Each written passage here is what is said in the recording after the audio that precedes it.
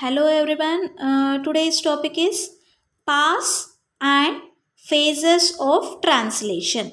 So, what does a pass mean and what does a phase mean? Okay. So, a compiler pass refers to the traversal of a compiler to the entire program. So, what it means?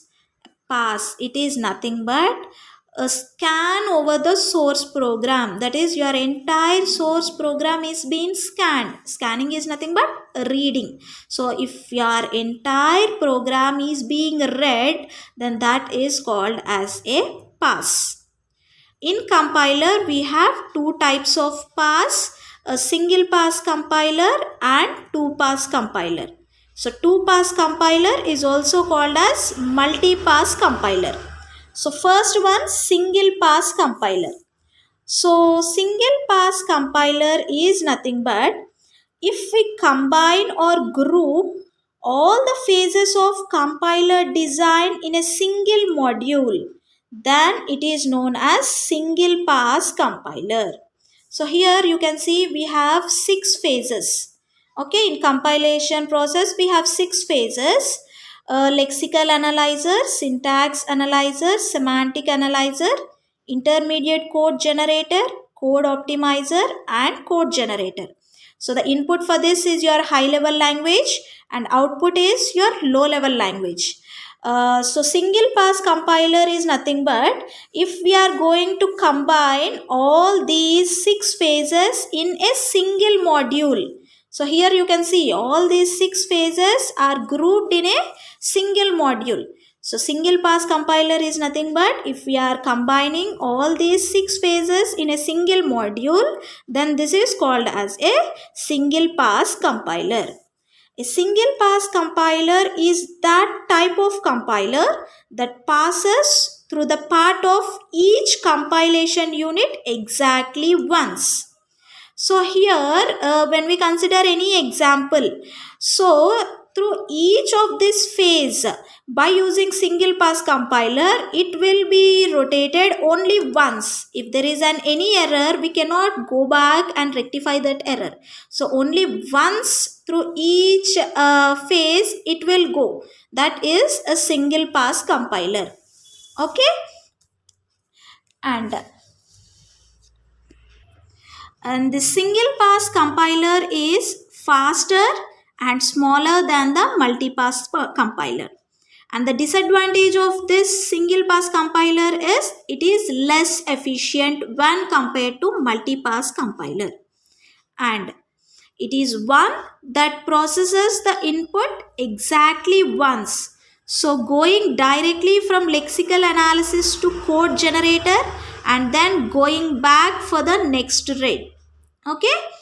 So only once you can go through all those phases only once by using a single pass compiler. We cannot go back and rectify the errors. And next one is two pass compiler or a multi-pass compiler. It is a type of compiler that processes the source code or abstract syntax tree of a program multiple times. Okay, so here we have taken the 6 phases, and so by using the two pass compiler, what it does, the program can be divided, like it can be processed multiple times. So we have divided here into two passes, a first pass and the second pass. In the first pass we have lexical analyzer, syntax analyzer, semantic analyzer and the intermediate code generator. Whereas in the second pass we have code optimization and code generation.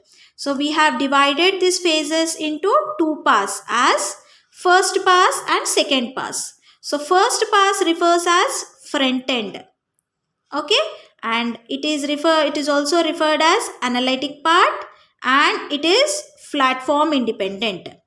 So in first pass, the included phases are these phases: the lexical phase, syntax phase, semantic phase and intermediate code generation phase. And it works as a front end.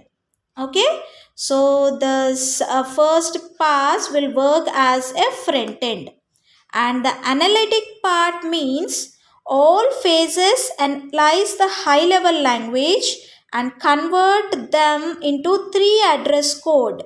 And first pass is platform independent because the output of the first pass is as three address code, which is useful for every system, and the requirement is to change the code optimization and code generator phase, which comes to the second pass. Okay, so this is the first pass. In two pass compiler only, it is divided into two passes, first pass and second pass. This is regarding the first pass, and next one is a second pass. So second pass is also referred as backend, and it is also called as synthesis part, and it is platform dependent. In second pass, the phases which are included are code optimization and code generator, and they work as backend. And the synthesis part refers to taking input as three address code and convert them into low level language or assembly level language. And this second phase is platform dependent because final stage of the compiler converts the intermediate representation of the program into an executable instructions which is dependent on the system. Okay, so this is regarding our second pass. Okay, so now the differences between the single pass and multi-pass compiler. So we have considered some parameters here. So in single pass compiler the speed is fast, and in multi-pass compiler the speed is slow. In single pass compiler the memory is more, in multi-pass compiler the memory is less. In single pass compiler the time is less, and in multi-pass compiler the time is more.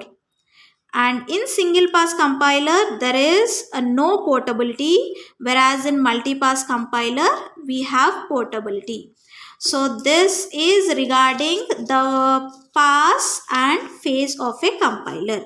And coming to the phase, so we already know what is a phase. So a phase of a compiler is a distinguishable stage which takes input from the previous stage and processes it and yields output that can be used as an input for the next stage. So this is nothing, already we have seen like in the phases of a compiler. So what there it is doing, a phase of compiler is nothing but it takes the input from the previous stage and then it processes there and gives you the input, gives you the output. So that output will be used by the next stage. Okay, so this is regarding the pass and phase of a compiler.